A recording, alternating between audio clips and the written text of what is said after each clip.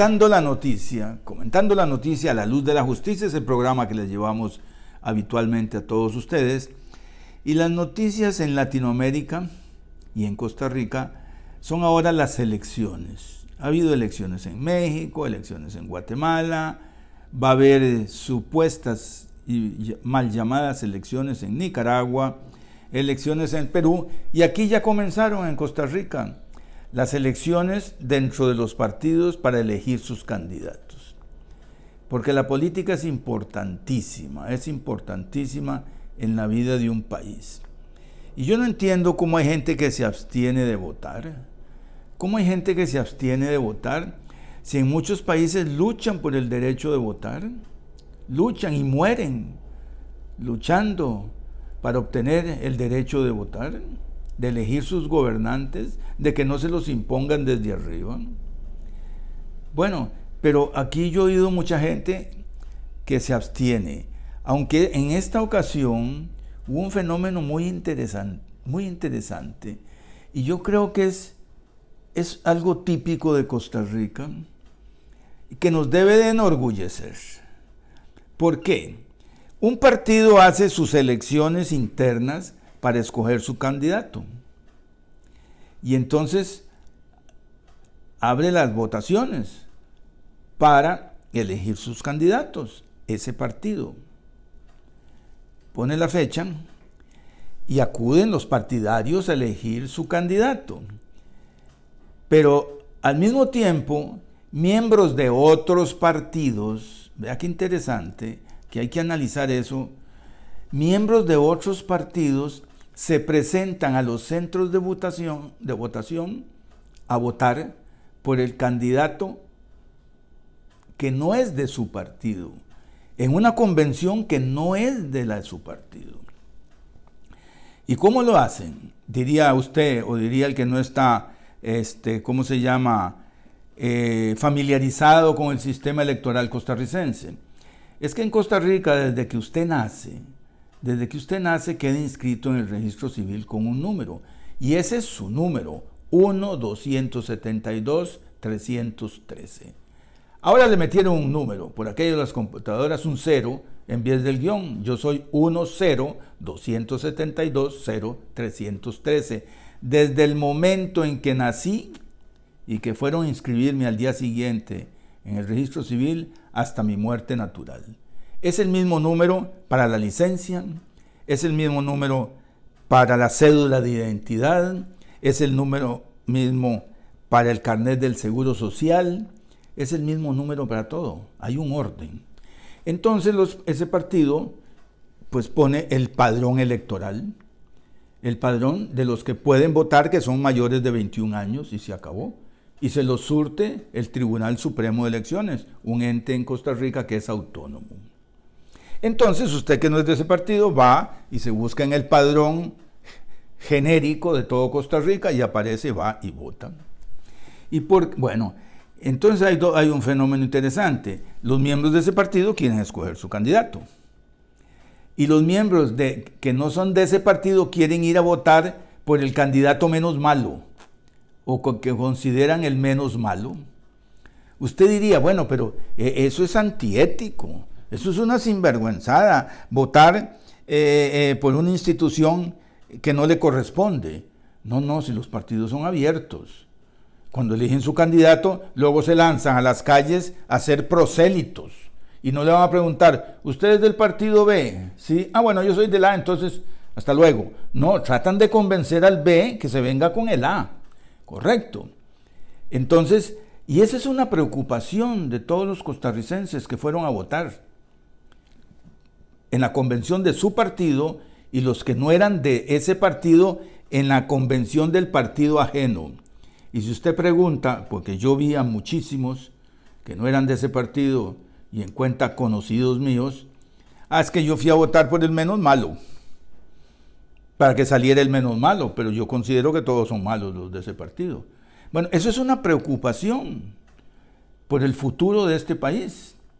Y a mí me parece que es, analícelo usted, analícenlo, porque está rayando en lo antiético, diría usted.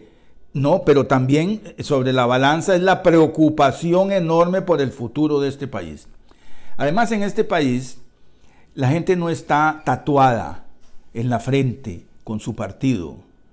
Yo les decía, yo vivía en el extranjero y les decía, en un país dictatorial, supuestamente democrático, pero con un partido que estaba gobernando 70 años seguidos, entonces imagínense, era una dictadura de partido.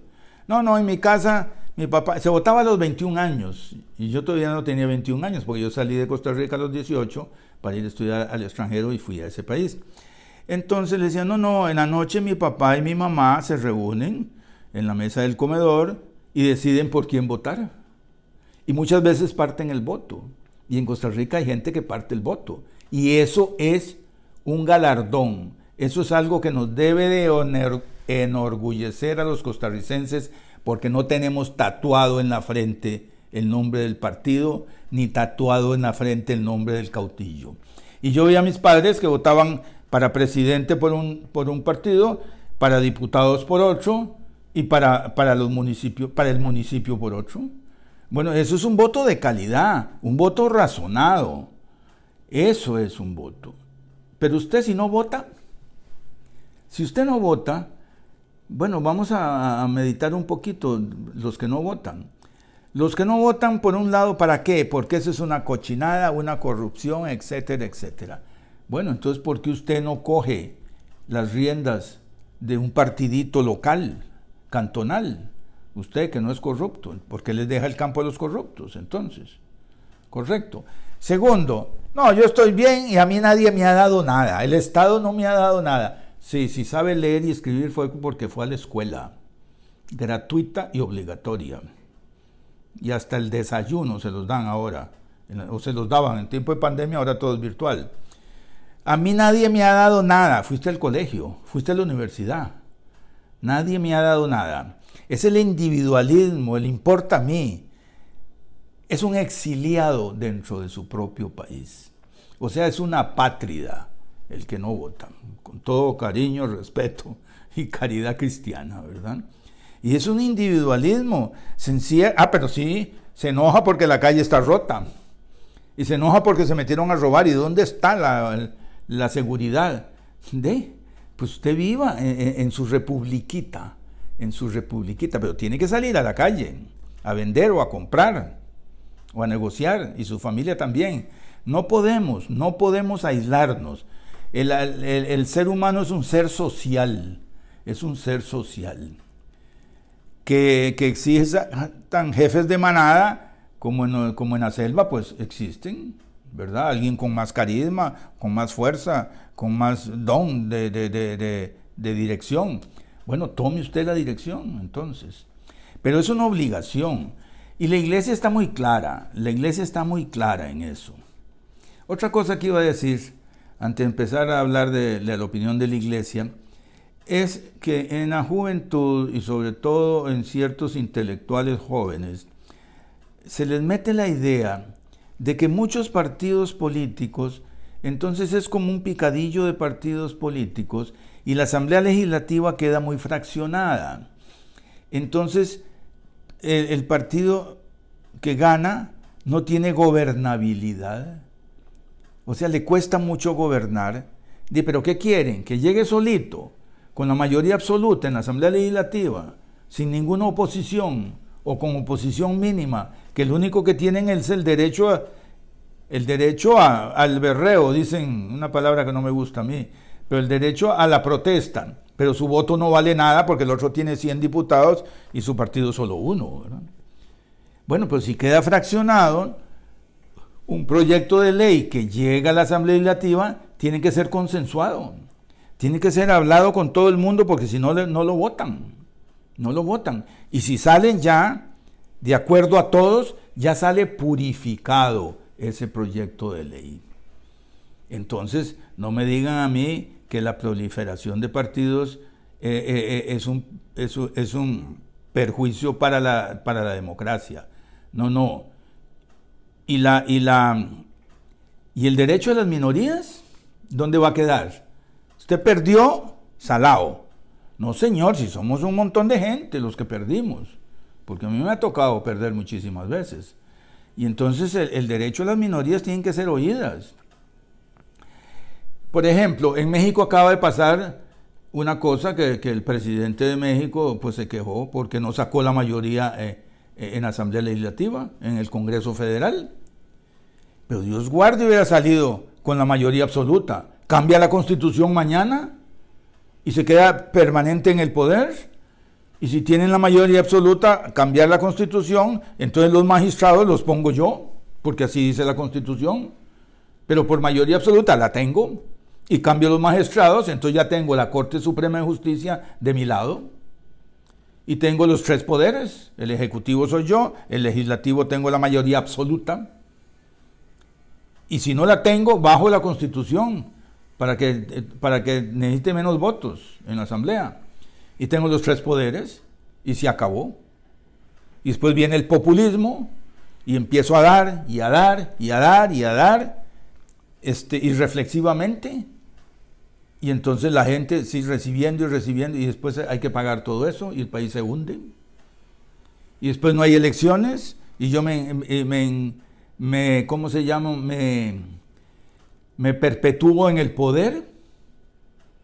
Y entonces la gente pensante y trabajadora empieza a huir del país y se van. Ay, para dar un ejemplo a ese dictador, el dictador feliz. Ya no tengo que meterlos a la cárcel, se vienen para Costa Rica y se acabó. Y entonces se quedan y se quedan. ¿Y quiénes se quedan? Los que nunca han tenido nada. Los que nunca han tenido nada y entonces no perdieron nada, si nunca hemos tenido nada. Y les da una tarjeta de razonamiento y van por la mantequilla, van por el azúcar, van por el café. ¿Sí? Entonces se perpetúan en el poder.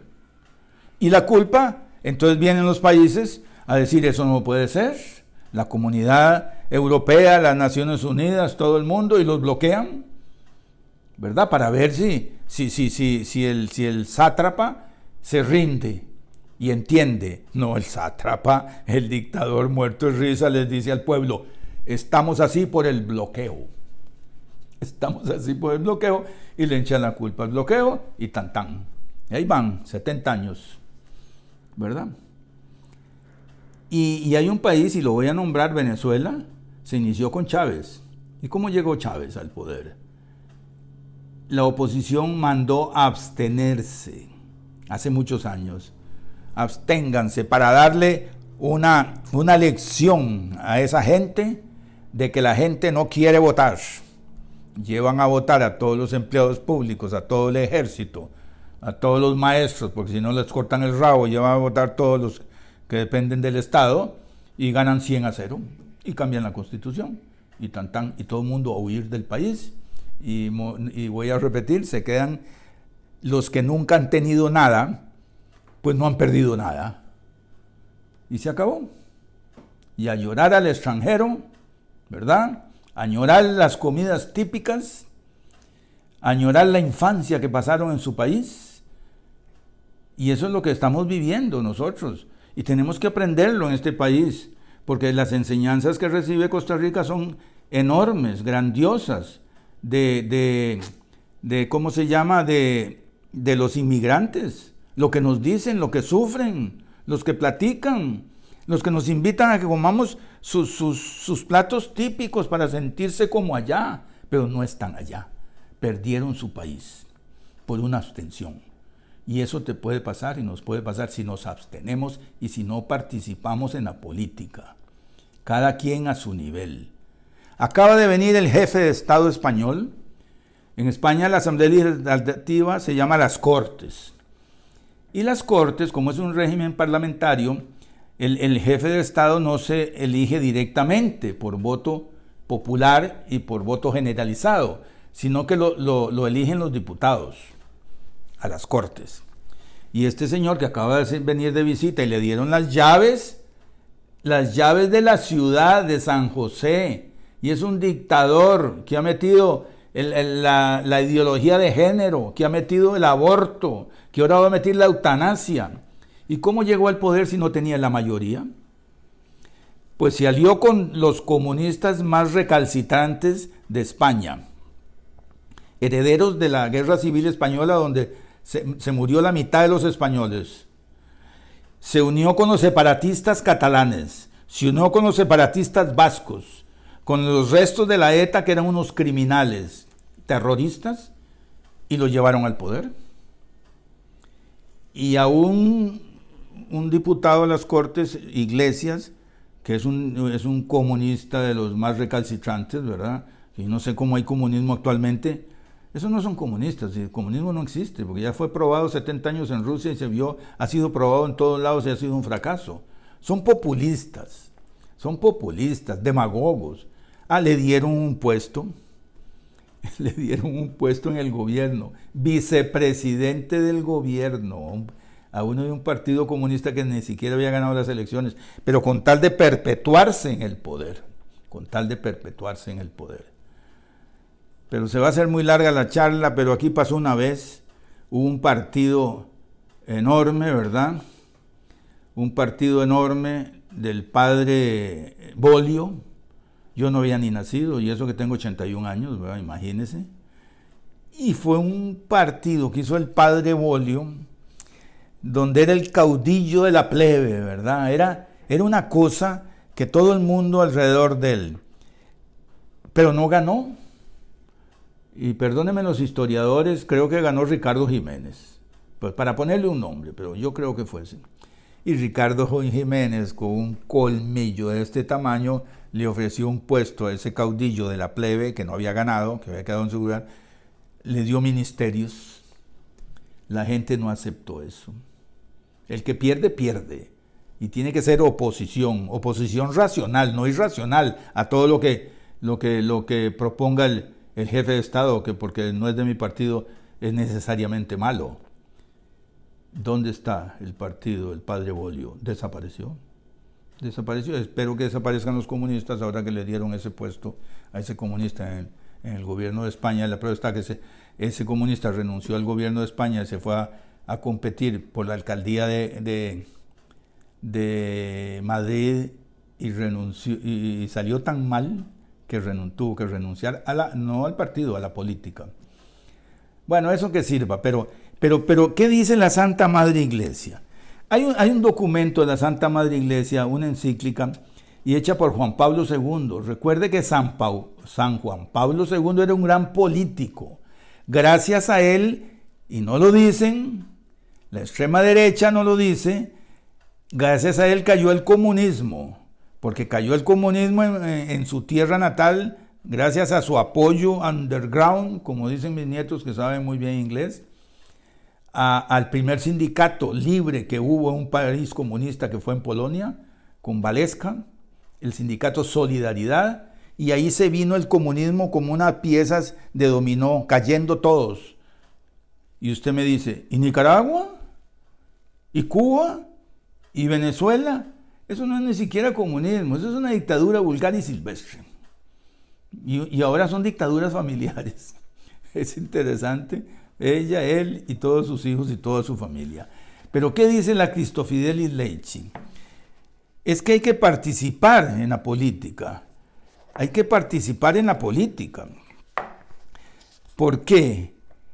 Para animar cristianamente el orden temporal, ahorita lo de ahora, no el orden permanente y trascendente y el cielo, que con el cielo no podemos modificar nada, porque es perfecto. Pero el orden temporal podemos modificarlo en aras de transformarlo como en una escalera para llegar al cielo. Si aquí lo que estamos haciendo son escaleras para llegar al cielo. Y cada quien en su grupo, y cada quien con su carisma, cada quien con su vocación. Yo no soy cura, ni puedo serlo. La vocación mía es padre de familia. Y meterme en la comunidad, en la política y en todo, en los sindicatos, en todo. Y hablar, y hablar, y hablar, y hablar. Ahora, para animar cristianamente el orden temporal, en el sentido señalado de servir a la persona y a la sociedad. Oiga, la persona y a la sociedad, no al Estado. No al Estado, porque el Estado tiene que ser subsidiario, el Estado para la persona, no la persona para el Estado. Es que eso es otra cosa que a mí no me cabe que la gente no entienda. ¿Cómo es posible que si creamos el Estado para la persona, ahora la persona es para el Estado y lo primero es el Estado y lo segundo es la persona? cuando el Estado es un ente abstracto. Y ni tan abstracto, porque esos estados totalitarios siempre hay un señor, una señora y unos hijitos y un montón de vividores. Y si se ganan al ejército con dádivas, están bien sentados. Y si vienen las elecciones para noviembre, como pasa en un país 200 kilómetros al norte de Costa Rica, meto a todos a la cárcel. A toda la oposición la meto a la cárcel. Y vean, yo sería un buen dictador. Y voy a vaticinar algo, a lo mejor me sale. 15 días, 22 días antes de las elecciones, una amnistía para todos los candidatos de oposición que estaban en la cárcel. Y salen para que vean, para que yo soy magnánimo, para que tengan oportunidad de participar. Sí, cuando ya todas las mesas de votación están en manos de ellos. Cuando todo el Tribunal Supremo de Elecciones está en manos de ellos. Cuando todos los votos ya están hasta imprimidos y marcados con la X. Entonces hacen un simulacro y elecciones libres. Dice el Papa que los fieles laicos de ningún modo pueden abdicar de la participación en la política. Es que es un imperativo. De ningún modo pueden abdicar de la participación en la política, es decir, en la politiquería. No, es decir, de la multiforme y variada acción económica, social, legislativa, administrativa y cultural destinada a promover orgánicamente e institucionalmente el bien común. No es el populismo, tome usted, y usted quiere tierra, usted quiere esto, usted quiere un título, tómelo. No, señores. Promover orgánicamente y institucionalmente el bien común. Y tanto que se hable del bien común. ¿Y qué es el bien común, doctor Goyenaga? Pues ya lo leí, eso no es mío, por supuesto. El bien común son todas las condiciones externas a uno, que lo pueden hacer a uno, las condiciones e instituciones que lo hacen a uno más persona. Ese es el bien común. Y se llama común porque todas las personas somos iguales. Entonces es común a todos nosotros. Y es para el bien de todas las personas, ese bien. Entonces, y usted diría, pero yo no sirvo para nada. No, un momentito. No todos servimos para todo, pero todos servimos para algo. Aquí hubo un problema con el pago anticipado de la deuda política. Yo participo en la política desde que tenía 7 años y siempre lo he repetido. Yo me escapaba de la catequesis. A los 7 años uno hacía la primera comunión al final del primer grado. Entonces la catequesis, que se llamaba la explicación, ¿sí? Porque le explicaban ahí cosas, seguro. Ahora la catequesis, ¿verdad? ¿Y qué quiere decir catequesis? Debe venir de catecos o catecorum o quién sabe qué, del griego, ¿verdad? Investíguelo en Google. Pero me escapaba para ir a ver la campaña política del 47, porque el burumbum vino en el 48. Y le digo yo a mi esposa, pues yo tenía 7 años y me escapaba de la catequesis. Entonces yo sé mucha política y yo he oído las barbaridades. Y yo he visto gente en una manifestación y un señor viendo la manifestación desde la puerta de su casa y alguien pasó y le metió una trompada en el ojo y se le puso morado, hinchado. Y yo iba a una manifestación, chiquillo de primaria, y me rebelé. ¿Pero qué les pasa? ¿Por qué le pegan a ese señor? Me pegaron una carrera. Vea, le voy a decir desde a dónde. Desde el Parque Nacional hasta la Universidad Antigua, que hoy en día está la corte. Claro, era cuesta abajo, por cierto, yo era un chiquillo, pero ahí venían todos los manganzones detrás mío, ¿verdad? Entonces yo sé lo que es la política, yo sé, y en todo grupo hay infiltrados, por eso esas...